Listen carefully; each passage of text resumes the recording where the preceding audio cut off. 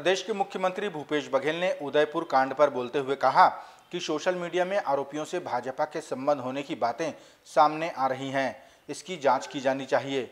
उन्होंने उदयपुर की घटना को लेकर किसी षड्यंत्र की भी आशंका जताई है। जो उदयपुर की घटना है उसको जिस प्रकार से बर्बर हत्या की गई है उसे कोई सभ्य समाज कभी उसको स्वीकार नहीं करेगा। उसकी जितनी भी निंदा की जाए कम है और मैंने भी मांग की उसको जल्दी से जल्दी सजा देनी चाहिए। लेकिन दूसरा जो एंगल जो आ रहा है, भारतीय जनता पार्टी बताना चाहिए कि जो अपराधी हैं उनका क्या संबंध है।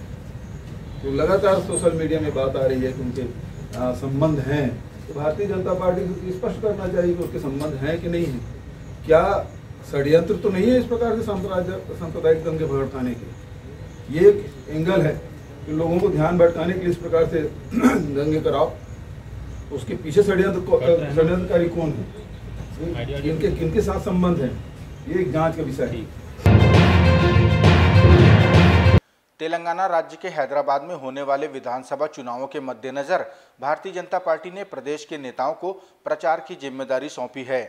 तेलंगाना जाने वाले नेताओं में पूर्व मुख्यमंत्री डॉक्टर रमन सिंह, पूर्व मंत्री अजय चंद्राकर, लता उसेंडी, प्रदेश अध्यक्ष विष्णुदेव साय और अरुण साव के नाम शामिल हैं। भारतीय जनता पार्टी द्वारा इन नेताओं का चयन करने पर कांग्रेस पार्टी ने चुटकी ली।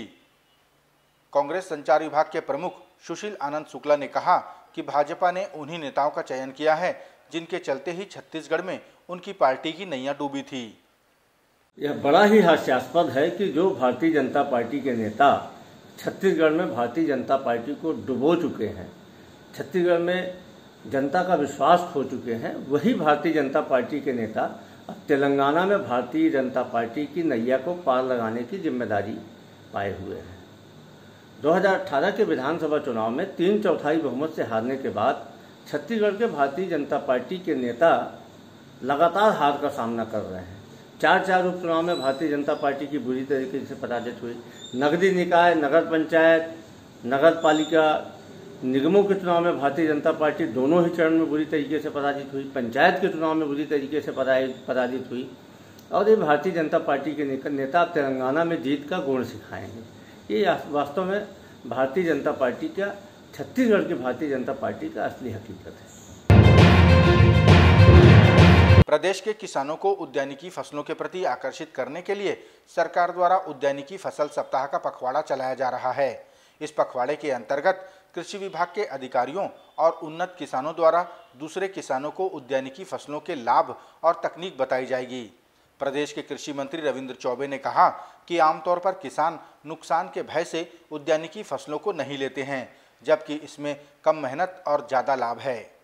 हमारा सौभाग्य है कि हम लगातार फसल बीमा, चाहे वो खरीफ का हो चाहे रबी का हो, किसानों से करते हैं और किसान निजी तौर पे भी करते हैं। और छत्तीसगढ़ में जितना प्रीमियम अभी तक किसान दे रहे हैं उससे ज़्यादा की राशि फसल बीमा से किसानों को प्राप्त होते रहा है। इस साल सप्ताह चलाने का आशा ये है कि जो प्रधानमंत्री फसल बीमा है और जो उद्यानिकी फसलों का फसल बीमा है, हम किसानों को ज़्यादा से ज़्यादा प्रोत्साहित करना चाहते हैं, क्योंकि किसान केला, पपीता और टमाटर जैसे कैश क्रॉप लेते हैं और बीमित नहीं होने के कारण जब नुकसान होता है तो काफ़ी नुकसान हो जाता है।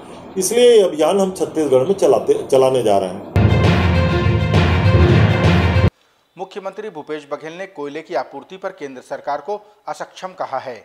उन्होंने कहा कि केंद्र सरकार अब विदेशों से महंगा कोयला खरीदने की तैयारी कर रही है, जिसके चलते बिजली भी महंगी हो जाएगी। मुख्यमंत्री बघेल ने इसे महंगाई की एक और मार बताया। उसके बाद भी कोयला पूर्ति नहीं कर पा रहे इसका मतलब एक रणनीति असफल रही। और कोयले की पूर्ति के लिए अब ये है कि विदेशों से कोयला लाने की जो कर रहे हैं, जो बहुत महंगा कोयला है, 17-18 हज़ार रुपया प्रति टन के हिसाब से लाएंगे तो बिजली बिल महंगा होगा। प्राइवेट सेक्टर को दे ही नहीं रहे थे, तो ये निश्चित रूप से आने वाले समय में गंभीर स्थिति। जमीनों से पानी का दोहन करने के लिए सरकार के भूजल विभाग के पोर्टल में पंजीयन होना अनिवार्य है और पंजीयन कराने की अंतिम तिथि 30 जून 2022 को समाप्त हो चुकी है।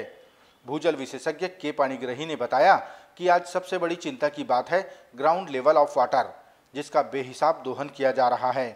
उन्होंने निजी क्षेत्र के कॉलोनाइजरों, हाउसिंग बोर्ड, नगर निगम, नगर पालिका और नगर पंचायतों से पंजीयन कराने की अपील की है, ताकि भारत सरकार को पता चल सके कि भूजल का आहरण कितना और किस समय किया जा रहा है।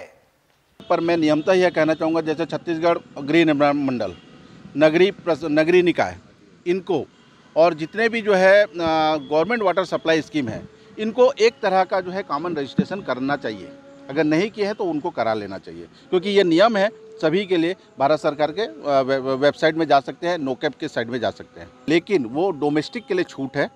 लेकिन अगर आप रो हाउसिंग सोसाइटी बना रहे हैं, आप अगर मान लो कोई 50-100 बिल्डिंग बना के अगर आपने जो है कमर्शियली उसको किया हुआ है, तो आपको उसका रजिस्ट्रेशन कराना अनिवार्य है।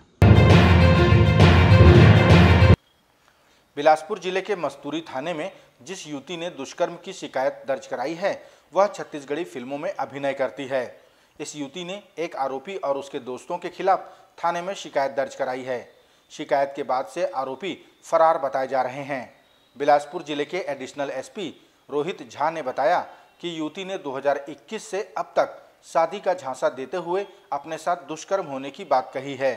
पुलिस ने 376 का अपराध दर्ज कर आरोपियों की तलाश शुरू कर दी है।